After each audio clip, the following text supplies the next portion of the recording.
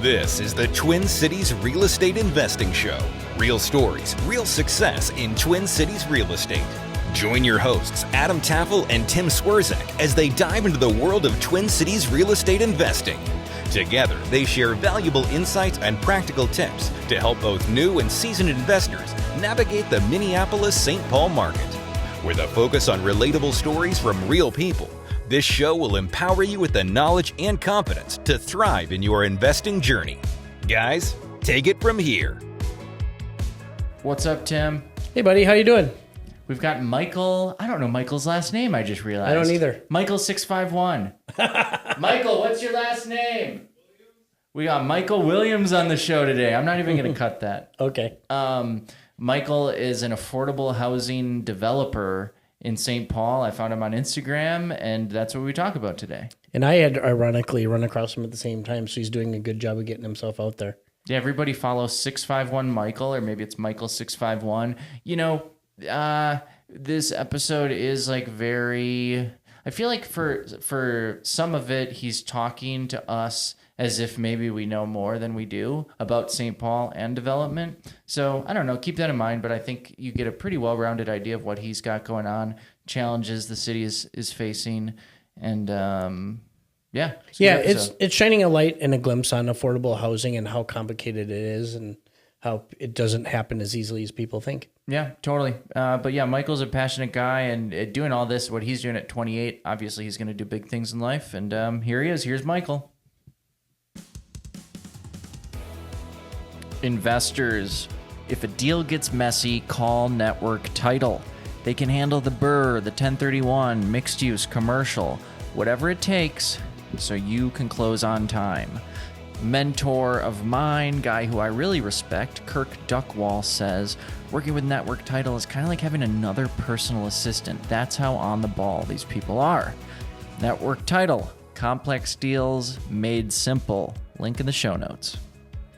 One of the hardest parts of investing is finding a solid property manager. I've worked with plenty over the years. Some are better than others. Earlier this year, I did a 10-unit deal where John and his team at RPM Viking handled the management for our mutual out-of-state client.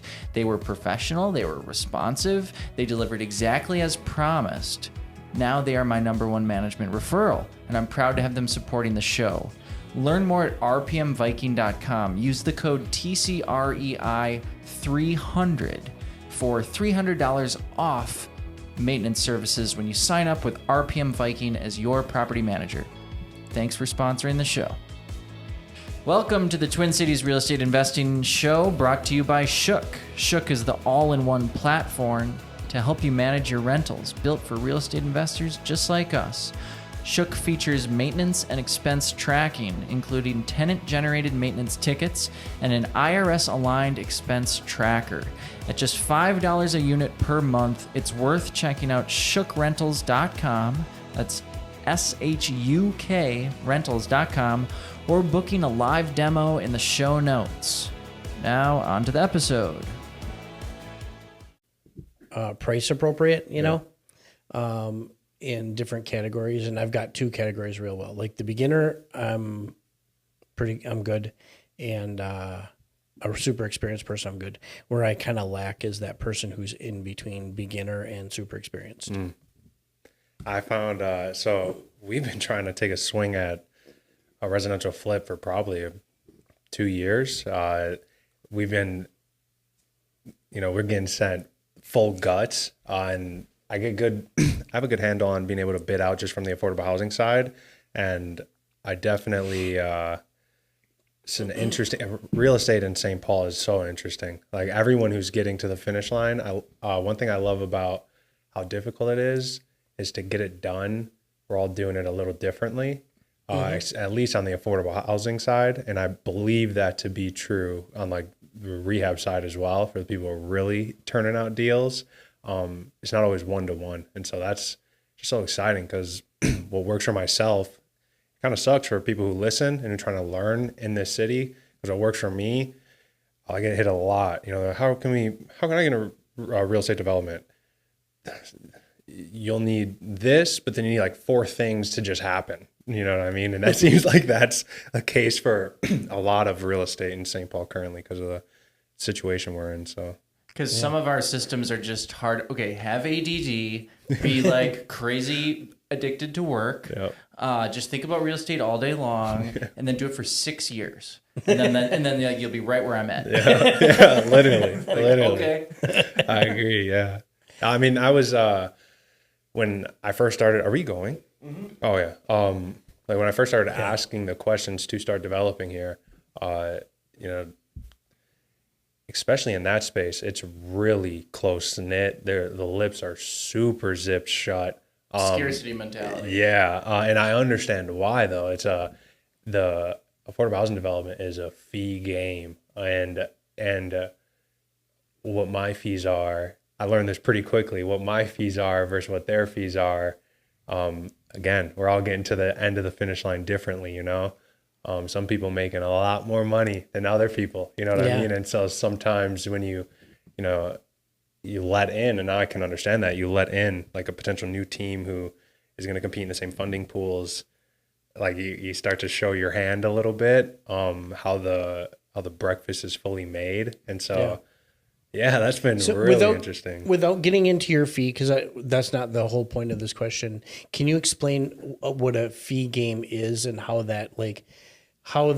that means for the average person, or what that means even to you? Like, you can't make your money through, let's say, I don't know, cash flow or whatever. You have to make it through the fee up front, development fee or whatever, right? Yeah. Is that what I'm understanding? Can you explain?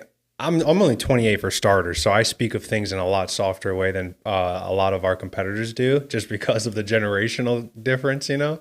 So it's probably not the best way to state it, but that's really what it is, you know, is how many fees can I stack into these deals?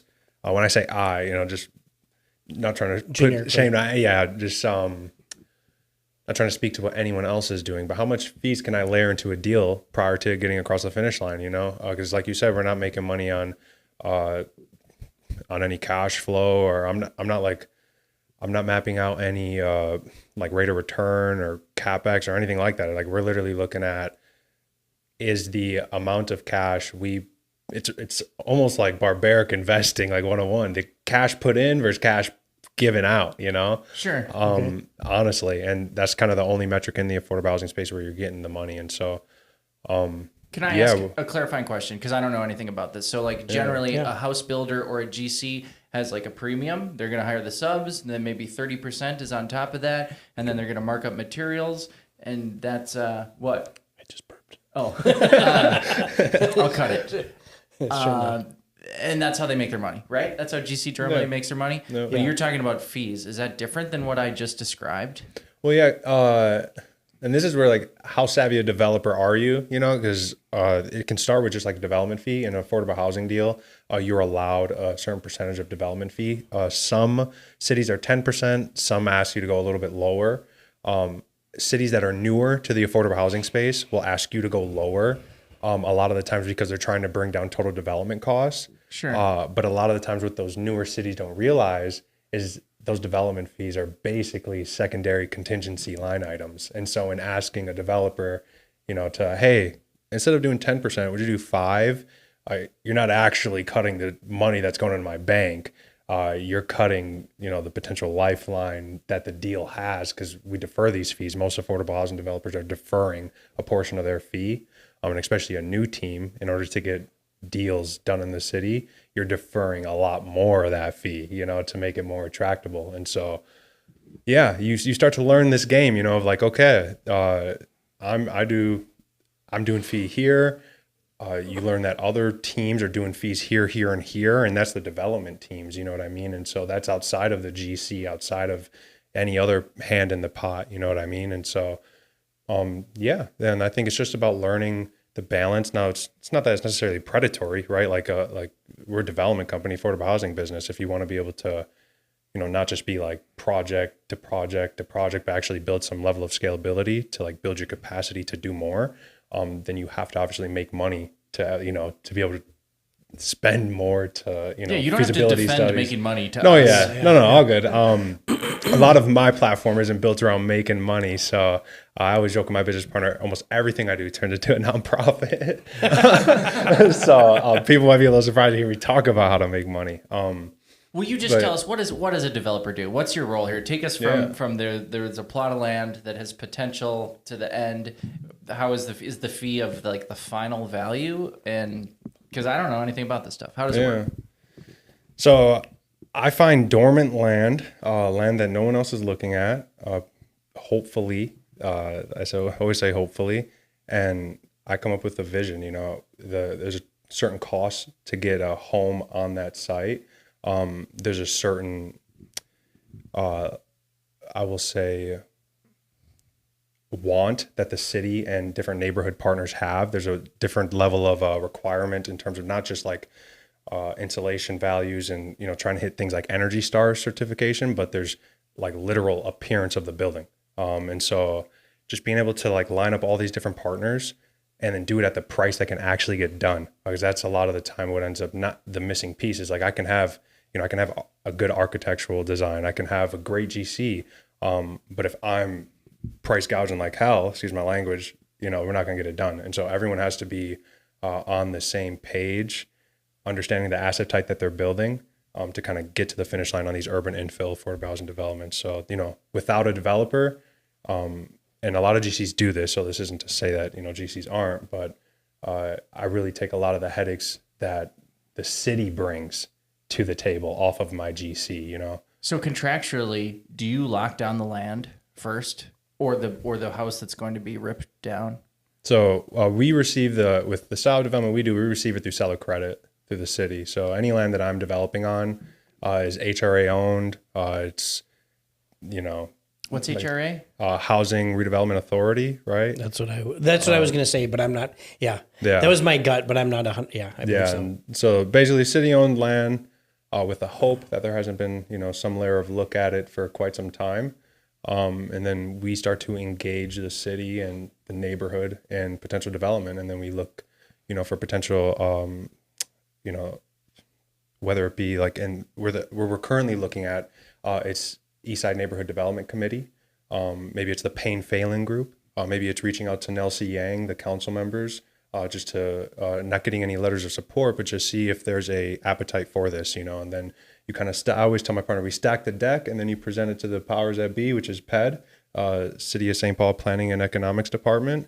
And you see who's ready to play, not to say it that way, but it's not any more difficult than that. Honestly, it's just really who's going to find the money and who's going to have the vision and the mental capacity to take the headaches to get the deal done. Cause there's so many, right now, I should have had this duplex done in May, but the amount of layers of headaches and things that have paused us from getting it done, it's not just city, it's insurance, it's the title, it's subs, it's the weather, it's the grading, it's like 8 different things that kind of delay these projects. And when I found in these deals, speaking to other GCs, it's a lot more difficult to do all of the job rather than just come in and potentially just manage the actual building of the job. You know what I mean? So, yeah. So you're like the general manager of the whole project. Basically. That's basically it. Basically. Yeah, not saying it in your way, but basically, it comes in spurts, like affordable housing development. A lot of people ask me, like, what is the day-to-day like? It comes in spurts. Fall is, application season. Spring is application season. Normally in the winter and the summer, I'm crafting my dreams for the future. And you're talking applying with the city or county for funding? Funds? Yeah, for funding. Or are you just part of the Emerging Developers Economic and Diversity Program, the EDD program? I was, yeah. I did it in 22. And then technically that's a pool of funding that we, will apply to. I think the Ramsey County one is a bit more applicable to small mixed use sites. There are some layers of compliance that it will be interesting to see how they play out as urban infill, being applied to urban infill sites. Things like 20-year repayment on a deferred loan, just things of that nature that don't really to me personally, and I don't think I'm breaking any news, they don't make sense when the end product is I'm selling to like a single mother with kids, and now there's just like this 20-year note that either I got to repay or they got to refinance and repay. Like that doesn't make a, so there's, right now I'm doing two of those, funding them, and it's tricky funding to say the least. Like that is one of the hardest projects I've ever found to fund. But having said that, I did find funding for it, and both of the people that I'm working with, they're actually, the developer is the investor, and they're essentially keeping it as rental housing. So they're not selling it to an end user. Yeah. They're keeping it and renting it as affordable rental units. Oh wow. For like duplexes? Yeah, I believe. Okay, so they have the option of AMI levels, but I believe they're both like 60% or below AMI. Yeah. And That's there might be an incentive if they have one unit at 50% or below, something like that. Some of those details I don't know. I didn't bother memorizing everything because I'm not doing it myself. I don't qualify. That's amazing to hear. That shout out to that person because I know the amount of headaches they're incurring to go down that pursuit. So to buy a triplex. Yeah. Oh my heavens. Oh my heavens. Not to say it that way, but God bless them. You know, no other way to say it. Affordable housing development it's the only thing that I found in my life that gives me a real passion. Like I came out of high school, did some college, not really sure where I was going to land. I can sell for days. I can tell stories for days. But like, where is that going to end up? You know, am I going to be like a jeweler or something? Like, where am I going to do? What's going to happen here? You know what I mean? Like, and my business partner who I do the affordable housing developments with, Donovan, got a job down in Houston, was able to do some market rate developments. And as he was kind of trucking along those through COVID, through 2020, I was just asking a lot of questions almost every day, bothering him about how he's getting it done down there. You knew him from here? High school. Yeah, I went to high school with him. And so I went to play basketball with him. So I was pretty close with him. We just kept in contact as we were going through college. And he was really who put it on my radar to even do things like house hack. That was the first purchase that I made. I bought a duplex using city funds. I was awarded $40,000 through a City of St. Paul down payment assistance loan or grant. I purchased a duplex in the absolute hood of the hood off of Ryerson University. Okay. Yeah, my wife would agree. Fun. And so that was kind of my first this is now just this purchase alone has alleviated some of my, I call it like trifecta of expenses, house, car, and then food. Like now I'm not stressing as much. I own my car. I'm not stressing as much about keeping a roof over my head. It allowed me to be more just risky with how I was attempting to move through things, and attempting to get to my end goal. But I quickly found out in St. Paul that the per square foot price is like double and triple what it is in Houston, just due to things like, in Texas, there's no zoning, there's no licensing on any GCs or any subs, there's no permitting costs, not worried about parking minimums. You're not going getting, I paid $2,500 for 810 Atlantic just to allow it to be a duplex. We weren't godfathered into the rezoning changes. So. Sorry, you paid $2,500 can you say that slower and explain what you mean? Yeah, so when we were awarded the funding through Inspiring Communities with the City of St. Paul, 810 Atlantic was... 810 Atlantic. Oh, so that's the address. Okay. Yeah, it was zoned for a single-family home up here, off of Johnson Parkway and 7th. Yeah, okay. And the flip plan was for a duplex. The city had approved us to build a duplex, but in order to get that done, we had to go to Planning Commission and ask for a variance, basically. And so... that costs money. I got to pay, application fee, plus architect. Yeah. Plus architectural, shit, thank you. And so those are like the little costs. It also costs time, which is money. Yes, I was about to say. Especially in a project like this, depending if you've owned the land already or whatever, it can be thousands. Yeah, exactly. Could be thousands a month even, potentially, right? Yeah. Well, tell me if I'm wrong, but didn't the city of St. Paul change zoning rules so it's really easy to build up to a 4-family just about everywhere? Like, why do you need a zoning variance? Yeah, so I was about 8 months early. Sadly, that's why, It's no longer an issue.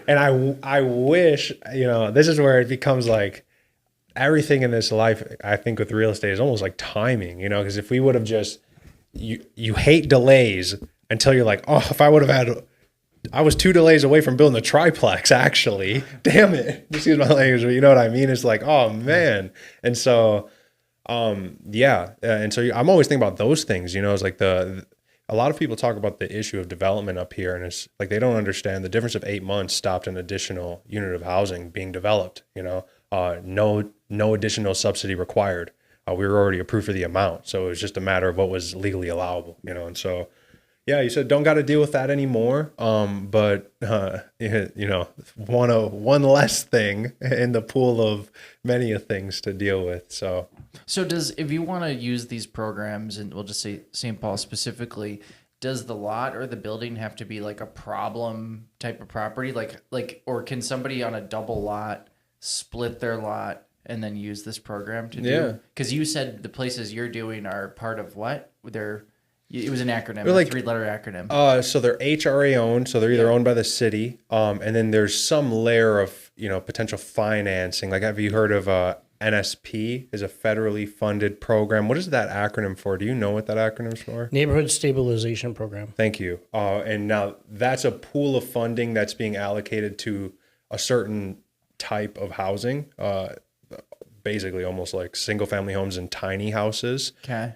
Just due to the lots that the funding is allocated for. Most of those lots are have a width of 25 feet. So you're not getting a, duplex on that, and so you end up realizing that there's these programs that have more urgency to get the money out the door.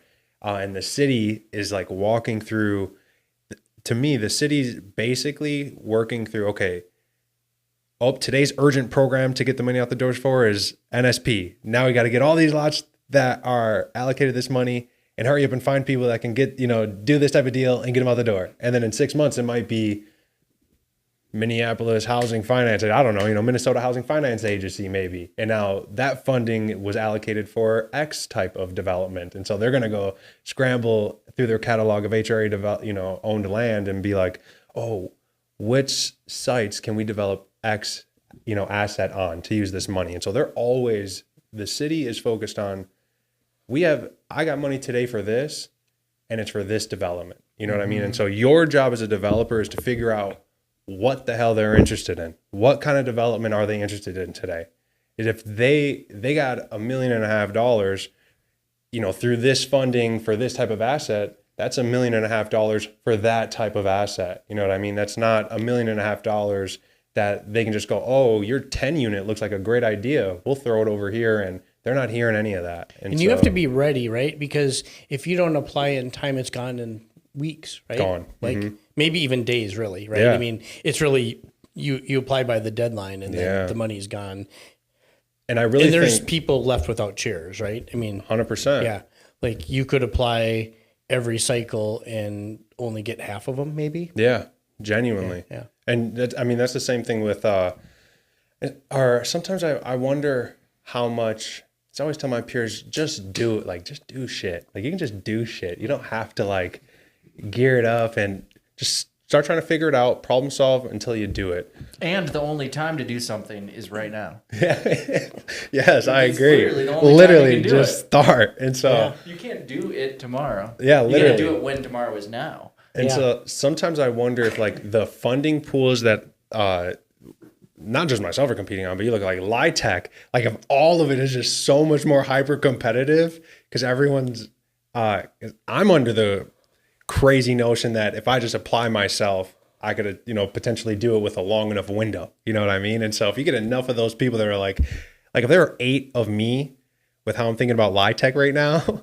there's already, I think they just got 72 applications last year. That's another 8 people, you know what I mean, that are thinking that they're going to get awarded LIHTC. And so it's how many of those people are around that maybe aren't even actually ready? They're just an application in the pool. You know what I mean? And then that's not even counting for real strong applications from people and development teams that the city has experience with. You What's know what I mean? LIHTC? So, What is this? And I'm sorry if I missed you explaining it. I'm so sorry. Yeah. Low income tax credit. So maybe if you want to explain it a little better than I could. I'm not sure I can explain it super well. I know it from the buyer side. Yeah. And so what'll happen is you can use it as part of your financing because it helps reduce your cost after the fact. So the lender will, in the purposes of what I deal with, the lender will take into the fact that you're going to save, let's say, $3,000 a year. Every single year you'll be guaranteed these tax credits, right? And you're going to save $3,000 a year off your taxes. So they'll underwrite your debt to income as if your payment was $250 lower per month. Yeah. Right. That kind of thing Yeah. is how they'll do it. That's the type I'm familiar with. Yeah. How do you, as the developer, use that program? Or there's other branches to this program? You can actually sell those credits, right? Yes. So you get the cash. Yes. So you sell those credits. And this is it. What a world of real estate. I have to say, like almost any industry you step in, you think the industry is one thing, or you're like, man, it seems complicated. It is 10x more complicated than what you think. And that's the truth for like most industries I've stepped in, with the cleaning business, with film, with development. You're like, this is solvable. And then you realize like, oh my God, there's so many layers of policy and so many layers of how much politics is layered into low income tax credit and or how much, like I just said, how many things have to go potentially right for you to end up an awardee of tax credits that you're successfully selling, and then not to fast forward it, but then to say, let's say 4 to 8 years down the line, now you got a project, like, how much has to go, you have to be working every day. Like every person I talk to knows I want to do small mixed use. They know I own a commercial cleaning business and they know I want to do small mixed use. And every time I have the opportunity to speak, that's all I talk about. Because unless I do that, you're not going to get to that point. I'm never going to get to that point. You know what I mean? Yeah. It's so complicated. So I can have these kind of conversations and just like, how do I say it? Become more comfortable in these ideas of low income tax, or just speaking about it in a small way. There's not at 28, there's not a lot of people around me who are thinking about 4% or 9% tax credit deals. They're not thinking about how I can use city tax dollars more effective and efficiently, Well, wait. We got to go back. The problem, this is great, but the problem with this conversation is I still really have no idea what you're doing. So straight up. Yeah. So low income tax credit, it's available. Break down the deal. How is that going to work? So I guess I'll start with why the hell am I doing it? No. I don't want to hear why. Not right now. We'll do that later. Yeah, we'll do why later. How does this work? I don't get it. How do let's you talk sell about a your credit? current deal. You can use fake numbers, so we're not like digging deep. Let's talk like generic, like $100,000 or whatever, because that breaks up into easy. Let's pretend your project is $100,000 or $100 even. What percent went to this and then those kind of things? So like for our urban infill deal, well, we're selling for half of what we're developing for. So that's the first problem in St. Paul is development cost is so expensive that I need a certain unit number to get to the point where I can potentially sell this asset for more than I'm building it for, or my operating income on the property can get me a return that's worthwhile this investment. For example, 810 Atlantic, like if we were to say $100,000, I'm selling it for $50K. But it costs you $100. It cost me $100. And part of that $100 are the fees, right? But that's the only money you make. The fees are probably negative 15% at this point to me. Negative $15. So or 15, over, Okay. We're so 15, over I guess, budget 15%, with that project. 30% of it's went to soft costs of that 100. 70% to hard costs, another 15 to 25% that's not in the budget went to problems and liens and things that happened during development. Are you saying that you personally lost money on the deal? Well, the hope to make money is like just to go break even at this point. Like, really? You won't make any for money. you, for that particular, but deal. obviously not every project. Yeah, not every project, But I think at urban infill, you're at the risk of that at small scale, unless you're doing them at scale. Unless I'm doing 5 sites at once, where I can start to cushion these losses, you're in shit's creek. You know what I mean? So we had even selling it at 50% of its value. There's all this stuff. Yeah. Yeah. Because the city has money in theory to make up that 50. Yes. And then a little sum so that you can make money. In the hopes, That's the plan. But if you're, I was picturing, I'm just tagging a fee onto this, meaning like that's a factor of something. It's more than that. You're taking on risk. If you're losing money. Oh, tenfold. Oh my gosh. Well, not to mention it prevents you from doing other things. But do you understand what I'm asking? I'm saying, like, how can you just simply be working for a fee, but then also you have risk associated? So this kind of goes into the why. Not to give it like, there has to be a why. Like, you're not doing one-off affordable housing developments because they're fun or because they're profitable or because they like, you know what I mean? They're like a great time in any way. They're terrible, you know? There's a goal and a hope to doing them. And that is building a level of comfortability with the city so that I can be a competitor on small mixed use. Mm-hmm. Nobody in St. Paul is looking at 30 to 50 unit developments and being able to go to the city and rinse and repeat.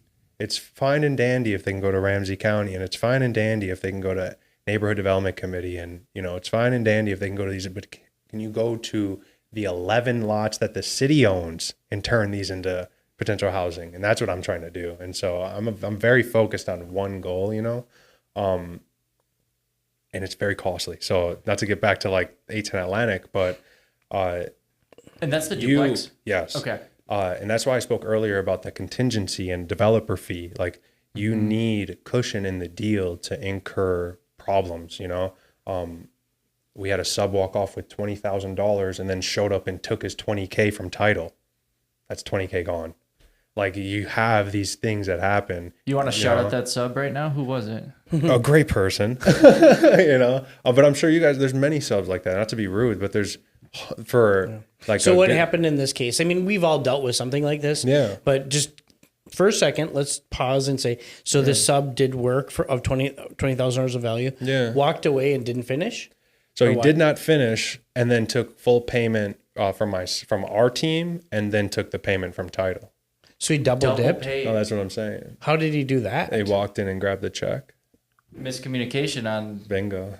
You guys, it's kind of on you. Yeah, no, tenfold. Yeah, no, you're not wrong. I'm 28, so there's gonna be some miscommunication. But yeah, and I will have to say, in that, do you get lien waivers with your? We do. Okay. Yeah. But that one didn't get one, or what happened? So that one, what was the situation with that? We did not. I believe that was one of the first subs we brought on, and so that was like one of the first subs we brought on. And you didn't have one. We didn't get lien waiver. No, I did get a lien waiver, and I went and sat with. Did you give it to? Do you have title insurance? I did. So this is actually the liens are bullshit. You just reminded me. This actually sounds like something you could go after title insurance for. You just reminded me of this. Honestly, I went down to the county and talked to them about liens, and lien waiver or not, you can get a lien put on your project, and then when the county pulls to see if they have that lien on your property, it will pause your draw. So even if I have a lien waiver and a lien waiver from the sub, you know what I mean? If the sub still goes and wrongfully files a lien, it can pause my next construction draw, which then puts me at what? Risk of another lien. So now I'm in this rabbit hole because of an asshole. This happened to you? No, this is real. Yeah. No, this is what happened. Is you get a lien waiver, it doesn't matter. Like, is it still a filed lien? Like, and then I have to either pay to get that lien off the record, or you pay the sub and hope he takes it off, or like, I'm 28, we don't have lawyers. You know what I mean? Like, what are we talking about? Like, that's a predatory business, that for sure. But what I was going to say is, you have to have a good team. Like, that was my fault, we were just learning and just starting a relationship with our GC. And even with some of the stuff we're dealing with at the end of the project, like, we're trying to figure out the best path of communication, like, as we're finishing this very lengthy, stressful deal, and that was a costly situation, but, I would hope not to eat too many more of those, but what are you going to do? I'm very blessed and grateful to even be doing it. So if occasionally you have a headache like that, I'm just grateful that, my team outside of my GC is like strong enough to be able to like take that on, you know what I mean? Opposed to now it kills us, because there are firms who come out of these affordable housing deals with heavy lien amounts, and it cripples their business. And so you are at a big risk in doing this. You know, not only is the money not well, but you are at a risk for the future. So, yeah, you have to have a why to do urban infill affordable housing development. Do you own it while you're developing it? You do. So you buy it. Okay. That makes sense. Yeah. Now So I understand more. This 810 Atlantic. Did you was that a bare lot, or was there a house on it you had to take down, or what happened? So it was a bare lot. The house was tore down in 2008.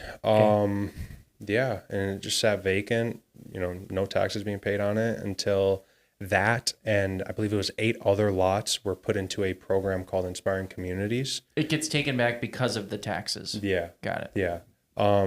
And then, yeah, that program, Inspiring Communities, required that, one, the developments or the projects be given to emerging developers, and that is qualified as like 1 through 5 projects locally, I believe, is how the city qualifies that. Yeah. And what defines a project or a development? So in the requirements, it says 1 through 5 developments locally in the last 25 years. So that's the actual verbiage. So In Ramsey County's is completely different. Yeah. It's just Ramsey County has a program called Emerging and Diverse Developers. Yeah. And that requirement is more like 10 units in the past. I don't remember how many years, but it's not It's development. less than 25, isn't it? It's less than 25. It's not development, though. It's units owned. Oh, wow. Yeah. Yeah. Let me ask, have I ever developed anything, Yes. Tim? I have. Yeah. Okay. I'm sorry. For their purposes, for Ramsey County, yes. I don't know about the city. Because I don't know the city's definition. Yeah. But for Okay. Ramsey County, you have. Got it. And look, sometimes when you're working with the city or the county, you're figuring those definitions out live. And that's some of the fun about EDD solicitation this year is there's some things that they're going to figure out live, and whatever they figure out as they're working it out, whoever's a player is going to be a recipient of those findings. You know what I mean? And so, yeah, I'll just say it like that. Yeah, the program, so from what I've seen, and I don't even do this for a living, right? I just do it from the lender side. But from what I've seen, it's a war of attrition. And those who are willing to jump through the hoops, go through the steps, get the brain damage are the ones who are awarded eventually. But it's only a maybe. Like I have a guy, like I think, like it looks like his project will work in every single way. But he was accepted into the program. But that doesn't mean he's even going to get the money. Yeah. And now he'll find out. So I have these 2 projects in air quotes because like I only have 2 projects if both of them get accepted. Yeah. The only piece of advice I can give for working with Ramsey County and the city is just time the draws. Like if you speak to that, make sure these guys draw situated before he steps into it, or he's gonna walk into problems. There's 6 to 9 weeks every draw. That's not one draw. That's all draws. So like you gotta have, reserves, or you gotta have great line of, and this is what I'm saying. Like we were 28 doing our first affordable housing project with the first sub that we had on site. We're learning. We're told it's going to take 3 to 5 weeks. We're learning. It's actually 6 to 9. You know what I mean? So we're telling our first sub, 3 to 5 weeks. Now we're at week 8, and you don't give about 2 28-year-olds. Yeah. And he's getting me on the phone threatening lawyers, and you know what I mean? But the job's not done, and you haven't paid him yet. So I was like, pretty simple.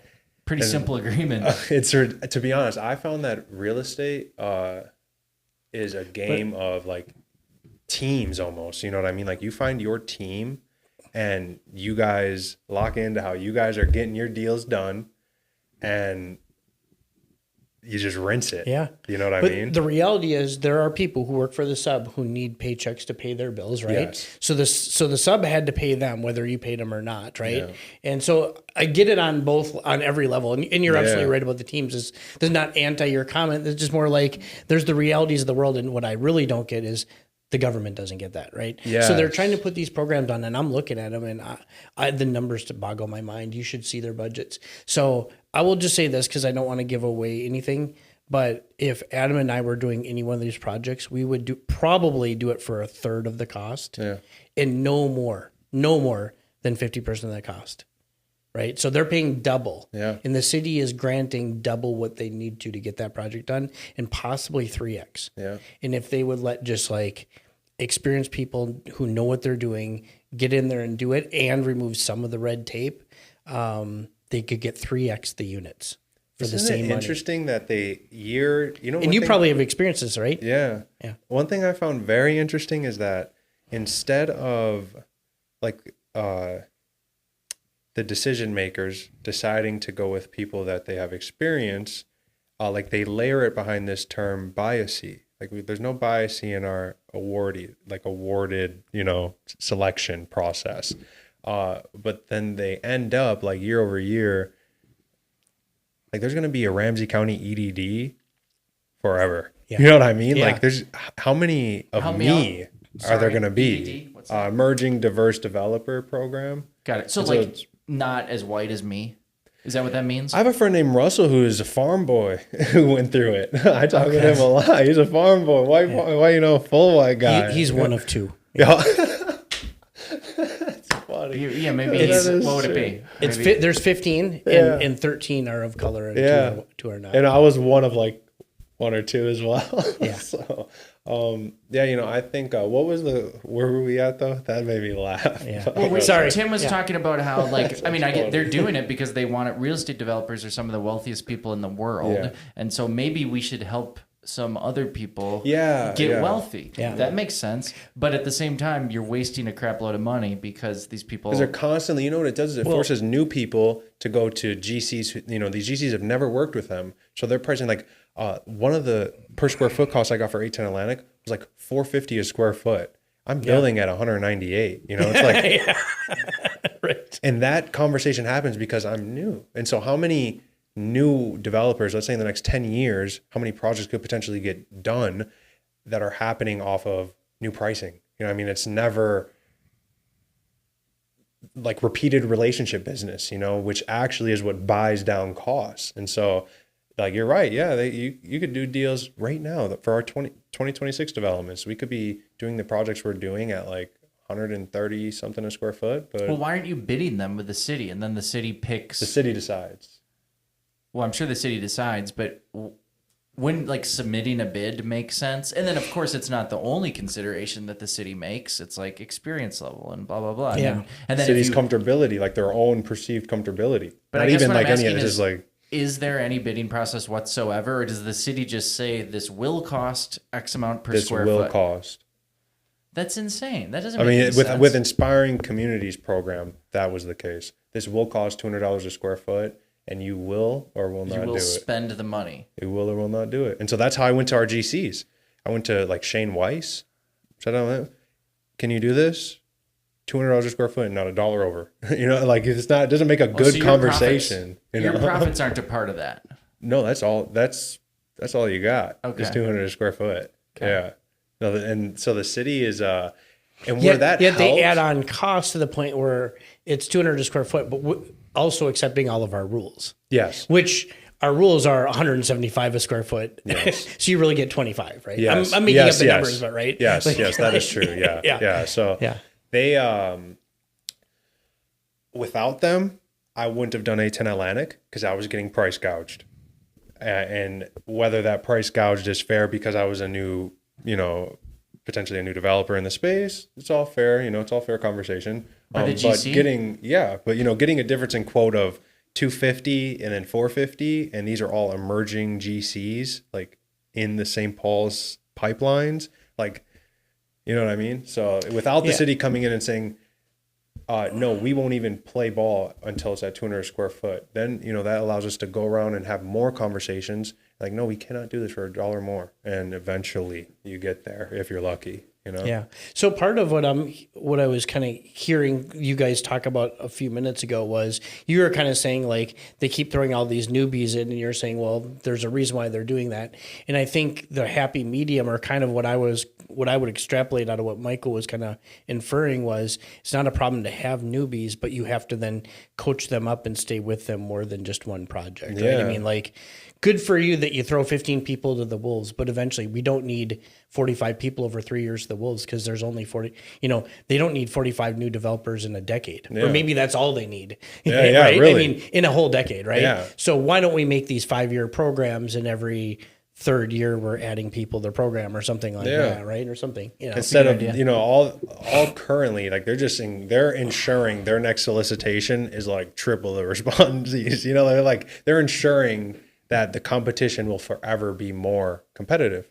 You know what I mean? Because they're the Ramsey County and the city and Minneapolis Homes, they're starting development teams like through those programs, basically. Do you remember what the scale of the amount was for Ramsey? Like how many millions they're giving out? I only remember the budget of the program that I really went through the EDD. Was it? It's not off the top of my head because I applied to critical corridor, so I might be bleeding that number as well. Sure. But it was 7 figures. I know it wasn't 8 figures. Yeah, and I think it was low 7 figures too. Okay, if I'm not mistaken. I can't. I don't want to say numbers because actually it could give away some things, that are inappropriate. But I'm buying full duplexes and having them completely remodeled for just the amount that the city is giving in this case. Or I'm sorry, the county. Yeah. I'm talking all done. Like, wouldn't need $1 for anything. Like literally, yeah. And then they're still requiring this person gets a loan. Yeah. They have to. It's actually a requirement of the program and everything else. I'm just looking at them like there's so much wasted money. It's just crazy. But it is what it is. Yeah. In 2023. EDD solicitation had dedicated funding of $2.9 million for housing it's way development. more than that now, I think. In Do you see 2025 yet? Yeah, and then I'm not getting a full answer on 2024 or 2025. They have a website. It's Ramsey County /EDD, correct? Yeah. Okay. You guys keep Or talking. Ramsey County's website, whatever their URL is /EDD. No, I don't want to sound like these are. And it does say the amount on there. The programs, it's one of my pinned videos on my TikTok at 651 Michael. Because I do that's think your that those, TikTok? and 651 Instagram. Michael? So I do think that those are good programs for people who are just like, how do I say this? They're not like an asset project manager. They don't have the capacity. They don't have the ability to potentially apply and get into like a development team. And then maybe they also like school is too expensive because that's honestly the bucket I was in. School is a bit too expensive. I was property manager and a sales guy, so like I'm not really like how do I get in and be valuable to a development team? You kind of go through these like cohorts and these little one-off programs that really train you to start understanding pro formas, and so there is good value to them. You know what I mean? I think and then I think they're trying to replicate. Sorry, go ahead. No. I'm agreeing. I think they're trying to replicate, like Ramsey County in particular. I believe what they look at the city of St. Paul's Inspiring Communities program. That program like trained people like myself. I can name drop some people like Callie Terry, who owns New Vertical Developments. Dalton Outlaw owns Outlaw Development. And so there are teams that are competitive in these solicitations that have got projects done, you know what I mean? And so I think Ramsey County looks to those programs, and that's why, they build the EDD program and then build the EDD solicitation, because that's basically the same structure Inspiring Communities was. We went through the Inspiring Communities cohort, and that allowed us to apply to the Inspiring Communities solicitation funding pool, which then resulted in, you see what I'm saying? That's exactly that's exactly this same. And so that's what they're just trying to repeat success. And so that's not to be like, it's just going to be interesting. Everyone has a different thought on it, though. Like they would, for example, they would like to sell at 80% AMI, whereas the city, they have the experience to know they tried that, it doesn't work. We have to do 115% if we're even going to find a buyer for these developments. Like that's the only reality because of the amount of, sorry to get wordy here, the amount of affordability gap that is in these projects, which translates to down payment assistance. There's so much down payment assistance in the deals that you end up, and then because of these different affordability locks, you end up not being able to find a buyer. And so the city seen that with their developments that they were spawning and, selling off. So can we slow down a second? So when you're saying, what you're saying is the end buyer is limited to 115% of AMI. Is that what you're saying? Yeah. Which is a massively high number, by the way. Yeah. I mean, but that speaks to our current housing market. Yeah. A person at 80% literally can't get approved for a duplex I'm building. I would agree with that for the most part. Yeah, And new so- construction. What's the price? The final price? 460. Yeah. Well, wait, 80% of AMI right now is like, isn't it $100,000? 106,000 in the Twin Cities Metro. I think I might be now. Yeah. It wasn't last year though, wasn't it? No, Not? last year No. it was in the like 99,000 Yeah, or something okay. like that. And then the problem is with the new construction duplex, it wouldn't work. But what I'm seeing, if someone's at 80% of AMI has always been, it had typically been the low end of the spectrum, but it has increased quite a bit in the last few years. Sorry, just kind of thinking. But the weird thing is, okay, you can look at HUD's AMI, which is what I'm talking, like Fannie and Freddie use that. And then some of these programs, their AMI numbers are extremely low. Yeah. So they might also be going off of completely different numbers. Because I've looked at it and they say, oh, well, this is 80% AMI. And I'm like, well, how come HUD, the Department of Housing and Urban Development says it's this? And Fannie and Freddie say it's this. And now all of a sudden you're coming up with this number. And yeah, no one could buy that. They would be unaffordable and put them at risk of foreclosure. you know? And that might be what you're talking about even. Can I ask a clarifying question? So I did find some specifics on the EDD program. Yeah. Ramsey County, just Google it. It'll come. In 2024, it shows a total of, like I said, 2.9 million. So I'm just going to look at this first one. This person, Aventus Holdings, in St. Paul, did a deal with 3 units, and the recommended award amount is $370,000. Okay, so this person's building a triplex. Is this just $370 handed to them? Now go build your triplex, sell it, and keep the profits. Is that basically? Do you know if the 20-year deferred thing is new as of this year? I don't know if it's new as of Not to this say year. it vaguely Yeah. like that. I but actually that don't would know be if the it's only new. hook. Yeah, it's not. So it is a loan. It's not gift. Yeah, it's not a grant. loan. Okay. But it's 20 years deferred, and which means as No long payments. as you own it, there's no payments and no interest. But at the end of the 20 years, you owe them the money still. And so this is where Ramsey County has a different Not forgivable. Ramsey County has a different idea behind this like solicitation than the city does. The city looks at this funding pool and says that works out better on a mixed use development. A deferred loan source type works better than I am spending double to develop my duplex, right? That's what A10 Atlantic is. I'm spending double, and then I'm going to sell it. And on top of that, or I'll own it. Okay. But like the duplex isn't going to produce enough operating income to ever get to. Well, the It way just I'm looking doesn't at it, as I'm thinking about it, How do like you- your program versus this program, you're right. You could never sell it the way they're structuring it because these people are handcuffed. Yeah. The one thing I'll say is they're getting a big chunk of money, but it would take a very long time, probably not 20 years, but a very long time for the amount of money they were loaned to complete the deal to have the project actually be worth that much more, right? So, for example, they're equity locked for probably more than a decade or about a decade. Because they have to pay it off when they sell, obviously. Well, I know it's like super in the weed. in the what's case the I'm answer? thinking, the grant amount is 2x the current purchase price. No, I'm sorry, it is not. That is not true. It's more than 1x the current purchase price. It's more than 2x the current loan amount. I apologize. So it's if the purchase price was X, it's about one. It's like 1.2 or the purchase price. The amount they're giving of above and beyond. So the house has to more than double for this particular person just to be at a break even sale. Right. Okay. Yeah. Right. So the cash flow actually is going to be quite amazing. Oh wow. The person's going to cash flow very well. Yeah. Right. Because they're not borrowing very much on the property Right. in comparison. 40% roughly, I think it was. Or maybe, somewhere in that range, 50%. So the cash flow will be awesome. And the house is going to be made like new, right? In terms of the repairs, there's going to be a lot of work done. But you can't really sell it because your liens on the property are more than double what you paid. Yeah. I'm sorry, like it more than doubled the costs. Yeah. I don't know if I said that quite right, but like if you're It paying becomes- X, it's X plus 1.2. And that's how much you have to appreciate just to be able to get out of it with $0.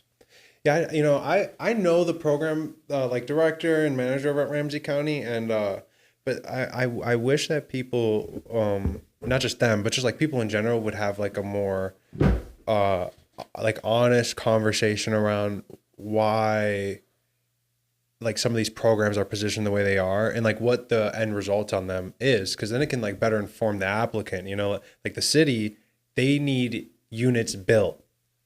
Like they're not worried about 80% AMI locks for 30 years. They're worried because the feds gave them money during COVID and they need a certain amount of, which is NSP, they need a certain amount of units built by X date or they have to return said dollars. So like their motive is completely different than like Ramsey County's motive potentially of like, you know, building wealth in the community, you know, like trying to keep all the money like into the community, into like developer to homeowner, you know what I mean? Opposed to like developer to selling to now I'm like, you know, so it's like, it'd be nice to know what is Ramsey County's motive in the goal or like in the program, or what's their, not just on their website, but like why are they building so many teams so quickly? You know what I mean? Why won't they, like right now they could go, we're going to start it almost started.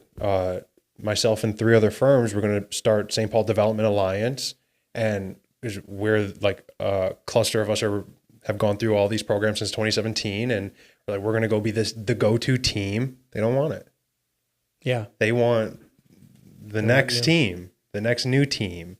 So, and I think that, I don't know if it's like a number thing, like, cause they want to be able to say they built X amount of teams, or I don't know if they want to say it. I don't know if they do it because they like the idea of building emerging, you know, developers, or like, you know, or it's possible that money was tied to new emerging developers, right? It's possible. We When don't it know. came from the feds. Yeah, we don't know. Yes. Okay. I mean, we could speculate that the last president who the money came, obviously this was not a Trump era thing. This is a Biden era thing. Yeah. So it's very possible that was the case. Okay.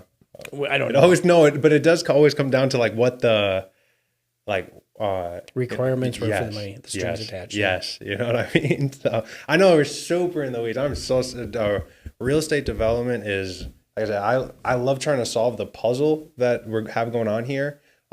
Nobody, like when I first started attempting to develop, rent control just got slapped on. Highland Bridge project was like, in like the peak of turmoil. Like it was just like, you know, like, all like the local developers, I'll name drop Jim Urchel with Dayton's Bluff. They're all just telling me no, you know, and I'm very big on, we don't have, like, let's problem solve it. Let's find a good team. Like right now with this small mixed use problem we're having, we've been pitching to the city. Like it's not going to be easy. Like we're not going to be able to go to the county. We're not going to have it fully funded in 2 years. It might take 3 to 5, you know, to get the first, you know, 30 to 45 unit that doesn't have a 3,000 commercial, you know, 3,000 square foot commercial space. Like it's an innovative idea, and it takes an innovative team, and then that takes time though to actually get that done, you know. And so we've been really just trying to build comfortability. Okay, so let's talk about what you want to, like your project that you want to do. Yeah. Right. Like, and big picture for a second. What do you want to do? Is it like a mix of housing and retail? So no, I don't want to do any retail. I think retail is Okay. Well, you say mixed use, so that's what I think. Yeah. So it's like, explain what you're looking for. Commercial space for my generation, which is like small business owner. It's the mom or dad who owns a small 6-figure cleaning business outside of their home, you know, and being able to, so this is no residential. It's only commercial space. So it would be residential, and then office live space is what the idea of that site is. You know, there would be 6 office work situations. That way we're not, like I said, 3,000 square foot commercial space that's not selling on Payne Avenue. You know, like what are we doing here? That's not selling. So, and then again, just trying to build for my generation, and then also aligning the project to the funding being pulled into the area. Payne Phelan is getting lots of money for their bike trails. They're attempting to bring people back from the east side onto the streets of the east side. There's not a lot of community gathering that's happening on Payne and Arcade. And with the money they're pulling into some of these trails, one could lead to believe, you know, they're hoping to get the community back out. And so our development is right on Payne, basically front-facing Payne, patio, office workspaces, with entries to the first level, like small commercial shops. The majority of small businesses, or the majority of businesses over there, are small businesses like Brunson Pub. Yep. And so it's, to me, trying to build asset types that fit the generation that is in the community, I would say. So the residential won't be studios and ones. It'll be 2s through 4s, like 2 bedrooms through 4 bedrooms. So to actually fit potential multi-generational Families. housing. Yeah. And so I think that right now the city doesn't have a partner that is focused on, I'm 28. I don't got to bleed square footage. I don't got to bleed total development costs. Like, I don't need to make all my money today. So like I can spend 2 projects, 10 years trying to figure out the efficient way to build an asset that's actually for my generation. You know what I mean? Yeah, and okay. not just go in and use market comps for, I'm going to get vulgar, but for fucking spaces that are vacant. Like, what are we doing? Like, I don't care what the property 2 blocks down the street is if it's only 70% full in a vacant commercial space. You know think what I our mean? generation So, wants more larger units, 3 and 4 bedrooms? I do. I think that, I don't know. No, I don't think they want to. I think that they have to, because they're just like me. I take care of both my parents.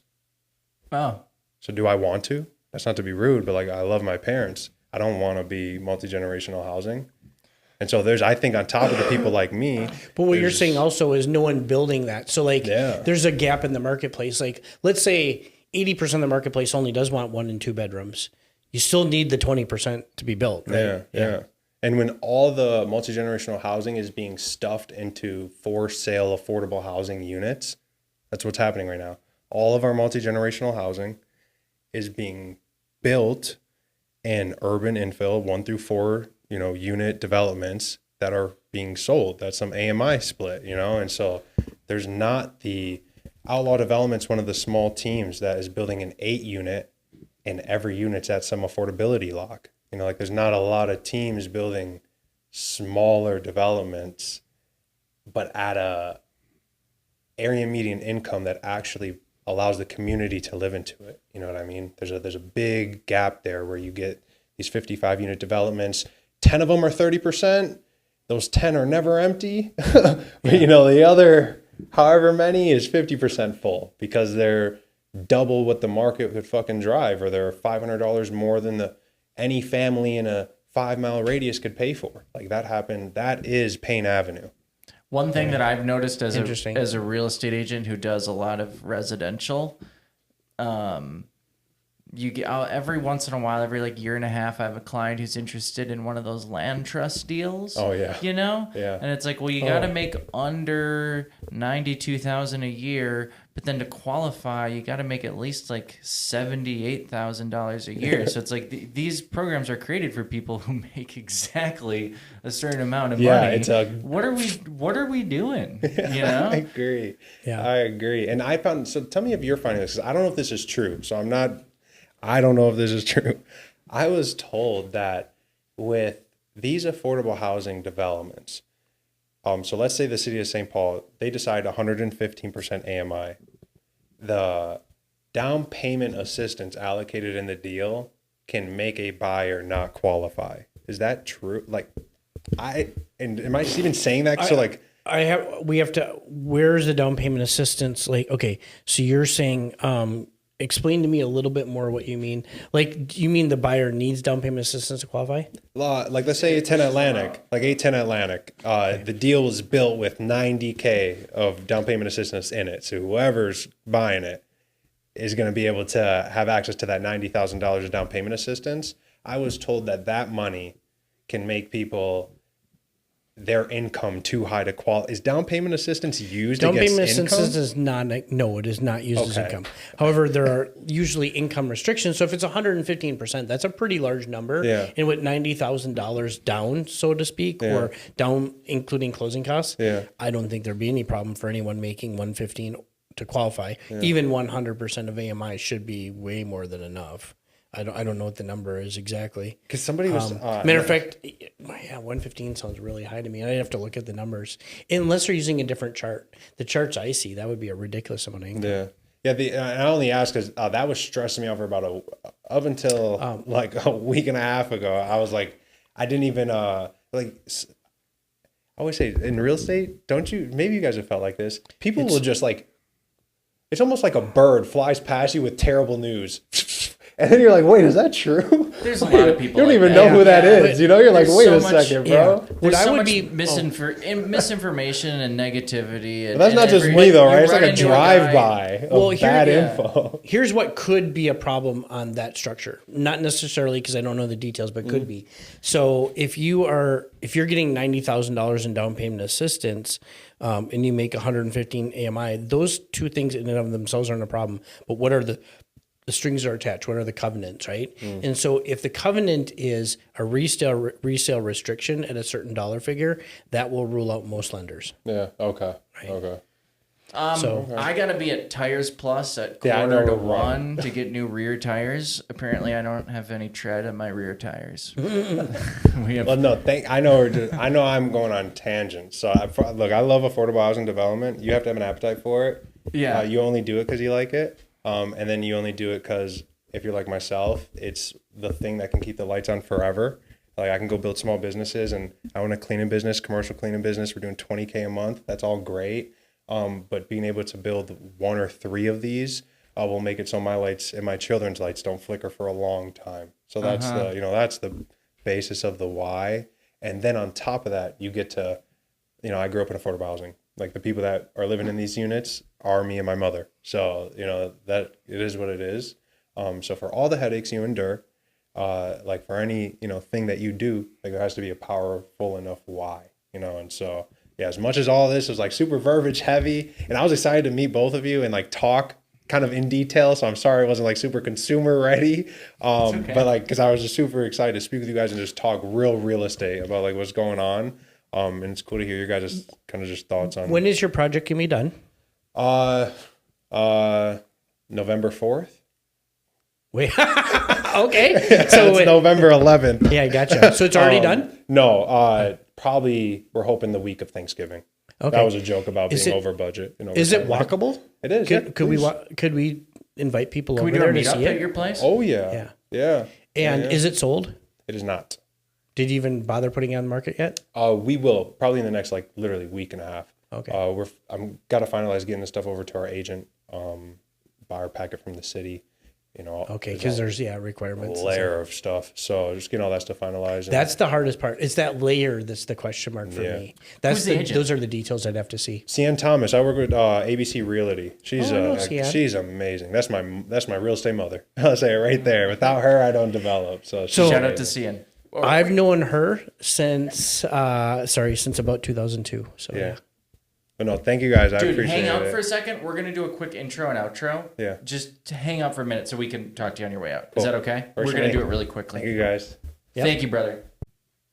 So what's up today, Tim? Hey, man, lots going on. It's been a while since we've recorded anything. So those of you who don't know, we went several weeks without recording because we had so many backup ones that we have to get out there. But lots going on lately. Yeah. I know you've had a lot going on too. So you've got a couple of projects you're working on.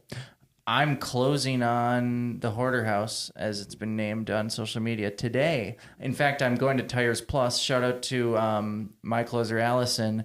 I'm going to Tires Plus. She's meeting me there at 1 p.m. To do the closing while I get my tires changed. Closing on the purchase? On the purchase, yeah. So you've done a lot of work without owning They it. let me freaking tear the place apart. It's done. The project is done, and I'm closing today. And whatever. If you guys are curious about all of my BS, shoot me a DM and I'll explain my madness. But this one worked out pretty well. Yeah. And then I don't know. I was showing you. I put a new bathroom in my house, half bath. I think it looks really sweet. I designed it all in like a day, and all those materials are like ready available at either IKEA or Menards. Yeah, So like okay. without specially an order and anything, I'm super thrilled with how it turned out. I had a party for some friends of mine over the weekend who are having a baby. It was like a gender reveal. I'm like, I want this guest bath done before there's 30 people in my house, taking poops with my kid's toothbrush in the same room. I don't want that. Yeah. So I have a guest bath. Awesome. But yeah, that's what's up. I hosted a meetup, Twin Cities Real Estate Investing Our meetup was at the Hoarder House. Yep. How to burr in the Twin Cities. And it was a good turnout. There was probably like 15 people there. And yeah, I mean, it's like I didn't set out to do like a burr. I just kind of feel like focus on finding the deals and obsess about the purchase price. And eventually you'll find a deal where the purchase price is low enough to allow the burr. Yeah. I don't think, back in like 2021, how many people hit us up every day from like the forums, with no money trying to buy rentals? I feel like it was really common. Yeah. Those people have gone away completely. Yeah. Yeah. And none of them showed up at the meetup. Right. What about you, man?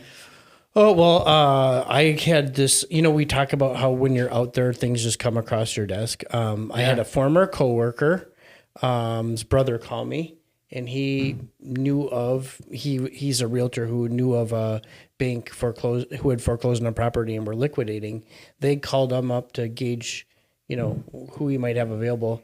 Guy called me, new construction duplex in St. Paul, and he gave me the rundown, sent me pictures, and I thought, well, this sounds like a deal, right?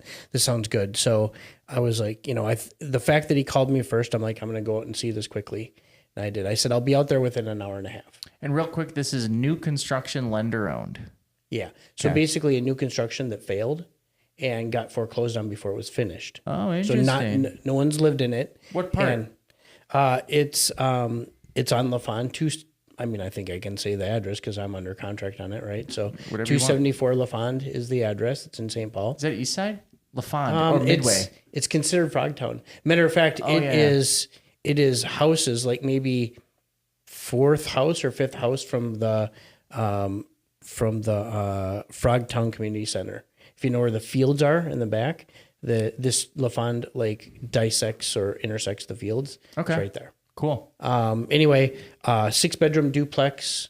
Can I guess your price? It's a really good price. Yeah, it's a good price. Yeah. 280. Very close. 290. Hey, that's with realtor's fees, right? So he's and I won't disclose what he's making, but he said, "Here's what the bank wants. Here's what I'm asking. Yeah. What do you think?" I went out there, I looked at it, and I said, everything's fair. And he called me first, so I'm not going to haggle over what he's making or anything. I said yes. And while we were negotiating the deal with the bank, not, like closing date and earnest money, right? Like it wasn't a hard negotiation. But while we were doing that, someone else offered to buy it too. But he's like, you said first and everything else, so I got it. Another reason sometimes, like, look, if it's a good deal, you don't need to fight over the pennies. Oh my gosh, Tim. Yes, I had a perfect deal in my lap 5 days ago. Nate with True Neighbor, if you're listening, dude, I'm an idiot. I've been helping out this wholesaler with just like CMAs, random stuff if he's like in my neck of the woods, and now we become buddy. He's like, and I keep being like, give me I got these buyers, give me something, man, feed me something. And he feeds me tees me up for Merriam Park, 3-bedroom, 1-bath for $195. That needs work, 1,500 square feet. And I'm like, oh, maybe I do 180 on it. What the heck was I thinking? I was freaked out about the garage I thought was a teardown, and I'm like, it's going to be $50,000 to build a garage. So I'm basically $250 into this, and then there's comps in the mid-3s because it's not the nicest part of Marion Park. Doesn't matter. The life lesson is if you're in a great St. Paul neighborhood and you're paying under $200,000, you just say yes and buy the house. If you're me. Yeah. Plus, I have this private money that's going to come right back to him in like 21 days. And I want another deal, So, yeah. I did what you didn't do.